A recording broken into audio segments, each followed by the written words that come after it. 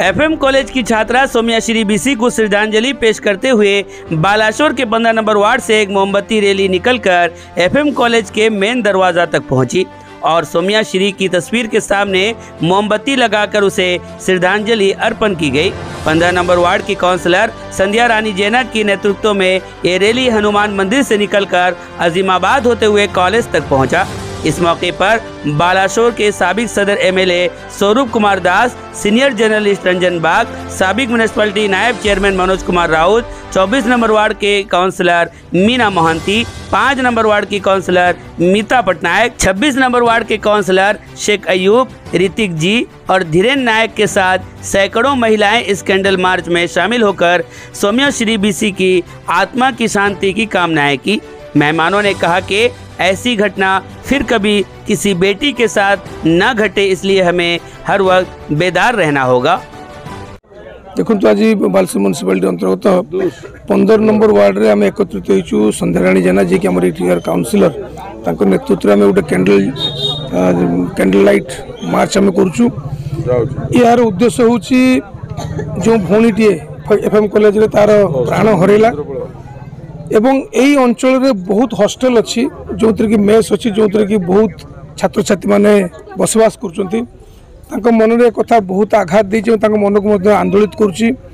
A candle light march द्वारा से सामिल अच्छे स्टूडेंट्स मैंने अच्छे मार्च द्वारा आम गोटे सचेतनता करने चेष्टा करुचु जे जो भौणीटी तार कथा न कही पारि ता कथा कि शुणिले ना बोली चल निष्पत्ति नेला। ए निष्पत्ति कहीं न नियंतु से भावतु आज जो मैंने ये एकत्रित होती सब सहित अच्छा जदि कौन असुविधा होची पेरेंट्स मान सहित डिस्कसन करूँ, आत्मीय लोक सहित डिस्कसन करूँ, एभली चरम निष्पत्ति न नियंतु। ये बहु अमूल्य जीवन जीवन बहुत लक्ष्य अच्छे महाप्रभु ये जीवन देते किसी महत् कम करने आम एभली कम कौन करवा ना जो थी आम परिवार दुखरे रम निजे दुखरे रहा समाज को खराब वार्ता देव। ये घटना को आम समस्ते निंदा करुचु। जिते ये दुख आम मन को देती कहले भाषा नहीं, ता सत्वे भी आमको संग्राम जारी रखापी पड़ो। भौणी न्याय आमको आने पड़ो, सत कौन है जानापी पड़ो एवं आगामी दिन में एभली घटना न घटू से सचेतनता करने बहुत आवश्यक अच्छे। यही मुख्य उद्देश्य नहीं आजिकार कैंडल रैली आम पुणी थे प्रार्थना करुँ से भौणीर अमर आत्मार सद्गति हो, महाप्रभु जगन्नाथ ये परिवार प्रति सहाय हूँ एवं जिते भी छात्र छात्री पढ़ुंट समूह महाप्रभु आशीर्वाद रहो। देखु सौम्याश्री गोटे माने शिक्षित झील जहाँफल कि आज सी तार एतेटा देह को एत कष्ट आ मन को एत कष्ट होती जे समस्त पाक गलापर तार कहीं दायित्व नेलेनी, कथा कहीं बुझिलेनी। से तो सारा बालेश्वर सारा लोक समस्ते आज तापाई आज समस्ते श्रद्धांजलि जनाऊँच। तो मु आज मो से पक्षरे मो 15 नंबर वार्डर तो मो एफएम कॉलेज रे भी मो वार्ड जाऊँगी। तो मत सब बेले समस्ते से प्रिंसिपल भी डाकती ये करती।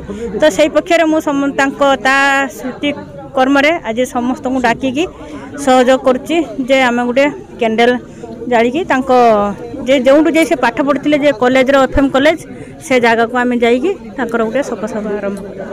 देखु जो घटना घटी जाइए बालेश्वर सहर एफएम कॉलेज छात्री सौम्याश्री को जो तार आत्माहुति बलिदान तो आज सारा ओडिशा को चांचल्य सृष्टि करिछि। समस्त एथिरे मर्माहित एवं दुखित। काली बिजु जनता दल तरफ सदर विधायक नेतृत्व रे जो कैंडल शोभा यात्रा शोक सभा होता से बालेश्वर अगणित बुद्धिजीवी कतरू गुणीजीवी कतरू नहीं कि समस्त जनसाधारण से सामिल होते।